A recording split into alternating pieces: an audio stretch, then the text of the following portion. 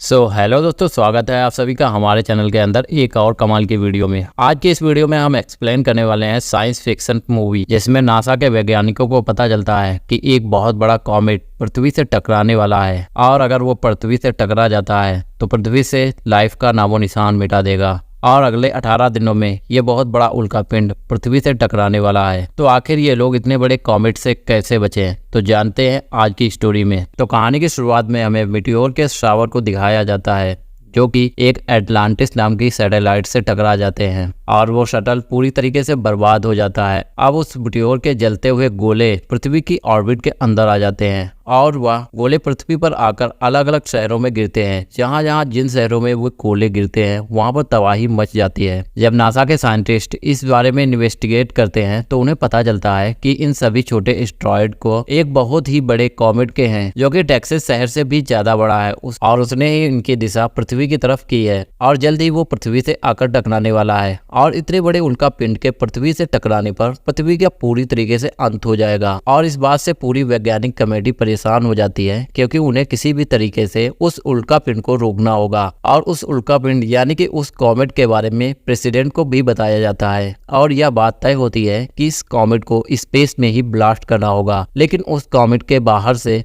Destroy नहीं किया जा सकता था। इसीलिए ये सभी लोग तय करते हैं कि उस कॉमेट पर एकदम बीचों बीच यानी कि उसके कोर में एक बहुत ही बड़ा ड्रिल करना होगा, जिससे ये लोग कॉमेट के सेंटर तक पहुंच जाएंगे और वहां एक्सप्लोजिव लगाकर ब्लास्ट करेंगे, जिससे वो कॉमेट पूरी तरीके से डिस्ट्रॉय हो जाएगा। उसके छोटे छोटे टुकड़े ही पृथ्वी पर आकर गिरेंगे, लेकिन उस कॉमेट के कोर से छेद करना इतना आसान नहीं था। इसीलिए नासा की टीम हैरी नाम के एक आदमी के पास जाती है, जो कि ड्रिलिंग का काम करता है। वह समंदर में ड्रिलिंग करके वहां से ऑयल निकालता है, क्योंकि ये खुद की हैरी की कंपनी होती है। और जब नासा के लोग हैरी से आकर पूरी बात बताते हैं तो वो इनकी बात मानने के लिए तैयार हो जाता है, लेकिन वो अपनी शर्त रखता है। वो कहता है वो अपने पसंदीदा लोगों को काम करने के लिए ले जाएगा, ताकि मुझे वहां पर ड्रिलिंग करने में कोई भी परेशानी ना हो। लेकिन नासा के लोग चाहते थे कि नासा के एस्ट्रोनॉट वहां जाकर कॉमेट में ड्रिल करें, जिस पर हैरी कहता है इतना आसान नहीं है, क्योंकि इस मशीन को ऑपरेट करना सीखने के लिए तुम्हें बहुत दिन लग जाएंगे और मेरे लोग एक्सपर्ट हैं, वो अच्छे से जानते हैं कि इसे कैसे चलाया जाता है। खैर,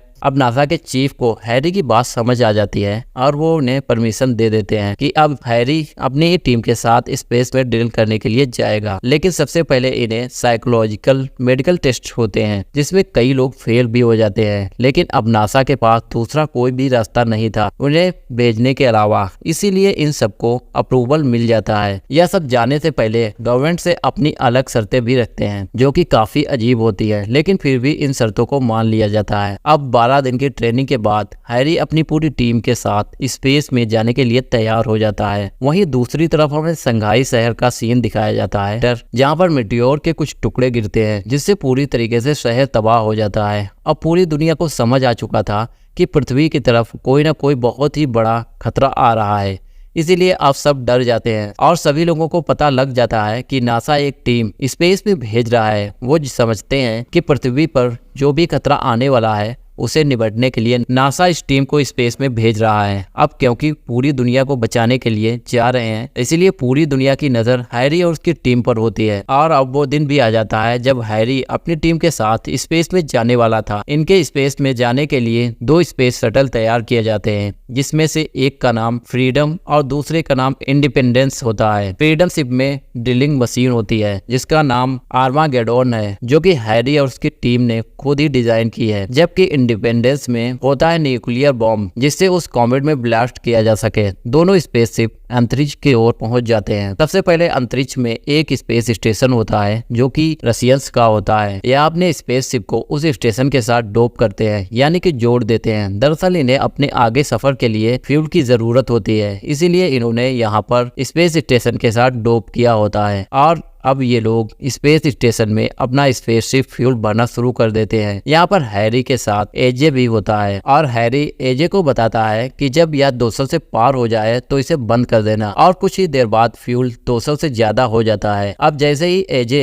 उस हैंडल को नीचे की तरफ बंद करने की कोशिश करता है, तब वह हैंडल टूटकर उसके हाथ में आ जाता है। अब फ्यूल लीक होना शुरू हो जाता है, जिस वजह से अब पूरे स्पेस स्टेशन में आग लगना शुरू हो जाती है। और अगर अब इन्हें अपनी जान बचानी है तो इन्हें फ्रीडम और इंडिपेंडेंस को अपने स्पेसशिप को लेकर यहाँ से निकलना होगा। और अब यह ब्लास्ट होने से पहले ये दोनों अपने स्पेसशिप को लेकर यहाँ से निकल जाते हैं। अब वो रशियन स्पेस स्टेशन पूरी तरीके से ब्लास्ट हो जाता है। खैर अब ये लोग अपने दोनों स्पेसशिप को लेकर कॉमेट को खत्म करने के लिए चांद तक पहुंच जाते हैं या चांद की दूसरी तरफ से जाते हैं, जो कि बहुत ही खतरनाक होता है। और जल्द ही उस कॉमेट तक पहुंच जाते हैं जो कि बहुत ही बड़ा होता है। यह एक प्लैनेट की तरह ही बड़ा दिख रहा था, इसलिए कॉमेट के अंदर इन्हें ड्रिल करके उस न्यूक्लियर बॉम्ब को भी लगाना था ताकि उसे ब्लास्ट कर दे, जिसके बाद ये कॉमेट छोटे छोटे टुकड़ों में बट जाए जो कि पृथ्वी पर ना गिरकर पृथ्वी के पास से गुजर जाए। लेकिन अब यहाँ इनके स्पेसशिप के आसपास बहुत ही बड़े पत्थर उड़ रहे होते हैं, जिससे इन्हें बहुत ही प्रॉब्लम आ रही होती है। और तभी कुछ पत्थर के टुकड़े इंडिपेंडेंस स्पेसशिप से टकरा जाते हैं, जिससे वो कॉमेट उसके ऊपर क्रैश हो जाता है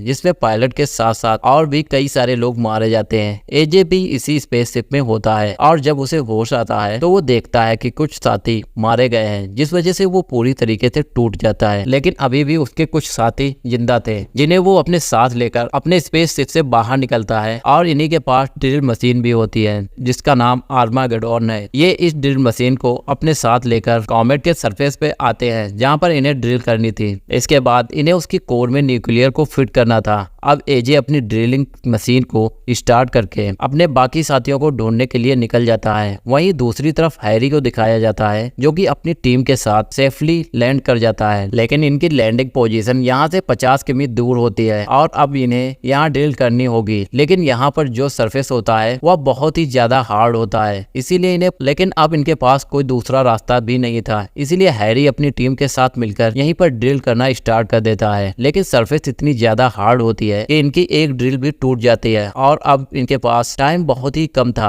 और अगर इन्होंने जल्दी गहरा ड्रिल ना किया तो पृथ्वी खत्म हो जाएगी। और इनका संपर्क नासा से भी टूट चुका था, लेकिन एक बार फिर से इनका संपर्क नासा से जुड़ जाता है। नासा के लोग इन्हें बताते हैं कि वक्त के हिसाब से तुम्हें अब तक 500 मीटर गहरा ड्रिल कर देना चाहिए था, लेकिन अभी भी हैरी की टीम ड्रिल नहीं कर पा रही थी, जिसका मतलब ये था कि इनका ये मिशन पूरी तरीके से फेल होने वाला था। अब नासा का चीफ होता है, वो इन्हें कहता है कि तुम्हें काम बंद करना होगा। अब तुम्हारे पास जो न्यूक्लियर बॉम्ब है तुम्हें उसे सरफेस पे ही ब्लास्ट करना होगा, क्योंकि अब टाइम बहुत ही कम है, दूसरा कोई भी रास्ता नहीं है। अब हैरी को ऑर्डर मिल जाते हैं, लेकिन हैरी ऐसा नहीं करना चाहता था। वह एक बार फिर से सभी से बात करता है, लेकिन अब कोई भी फायदा नहीं था। उसकी बात को डिसअप्रूव कर दिया जाता है। अब नीचे से उस न्यूक्लियर बॉम्ब को एक्टिवेट कर दिया जाता है। अब इनके पास कुछ ही मिनट होते हैं, जिसके बाद वह न्यूक्लियर बॉम्ब फट जाएगा और अब इन्हें बॉम्ब को ब्लास्ट होने से पहले यहाँ से निकलना होगा, जो कि इम्पॉसिबल सी बात लग रही थी। लेकिन एक बार फिर से बॉम्ब के टाइमर को रोक दिया जाता है ताकि इन्हें यहाँ से निकलने का मौका मिल जाए। वहीं अब हैरी पायलट से कहता है कि हमें यहाँ पर कुछ न कुछ करना होगा। पृथ्वी से वो लोग सिर्फ हमें ऑर्डर दे रहे हैं, लेकिन यहाँ की सच्चाई क्या है यह सिर्फ हम जानते हैं और इसमें तुम्हें भी मेरा साथ देना होगा। हालांकि शुरुआत में पायलट उनकी बात नहीं मानता, लेकिन बाद में वो इनका साथ देने के लिए तैयार हो जाता है। जिसके बाद ये लोग सबसे पहले न्यूक्लियर बॉम्ब को डीएक्टिवेट करते हैं ताकि बॉम्ब का कंट्रोल पूरी तरीके से इनके पास आ जाए। और अब ये लोग एक बार फिर से ड्रिलिंग करना शुरू कर देते हैं, लेकिन यहाँ पर इनके ड्रिलिंग करने के साथ ही यहाँ से मीथेन गैस निकलने लगती है, जो कि बहुत ही खतरनाक होती है। इससे यहाँ पर कभी भी धमाका हो सकता है। अगले ही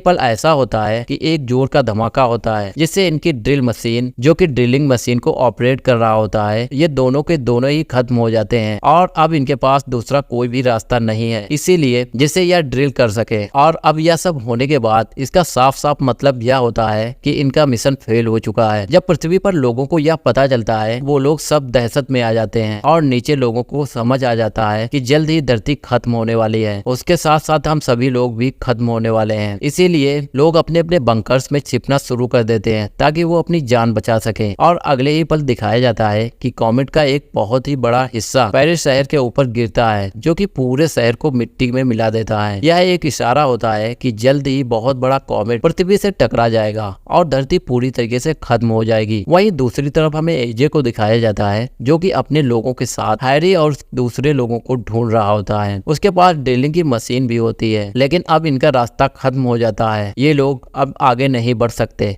इसीलिए ये लोग अपनी मशीन के थ्रस्टर को ऑन करते हैं, जिससे इनकी मशीन हवा में उड़ना स्टार्ट कर देती है। काफी मुश्किलों का सामना करने के बाद ये दूसरी तरफ लैंड करते हैं और हैरी तक पहुंच जाते हैं। हैरी ने देखकर बहुत ही खुश होता है क्योंकि इनके पास ड्रिलिंग की मशीन होती है और एक बार फिर से ये लोग ड्रिल करना शुरू कर देते हैं। इस बार ड्रिलिंग मशीन को एजे ऑपरेट कर रहा होता है और जल्द ही ये लोग 800 फीट नीचे तक पहुंच जाते हैं, जिसके बाद एक बार फिर से मीथेन गैस निकलना शुरू हो जाती है। लेकिन फिर भी एजे हिम्मत नहीं हारता, वह नीचे ड्रिल करता चला जाता है। हालांकि गैस का प्रेशर लगातार बढ़ रहा था, लेकिन एजे सब कुछ बड़ी सावधानी से करता है, जिस वजह से इनकी ड्रिलिंग मशीन को कोई भी नुकसान नहीं पहुंचता।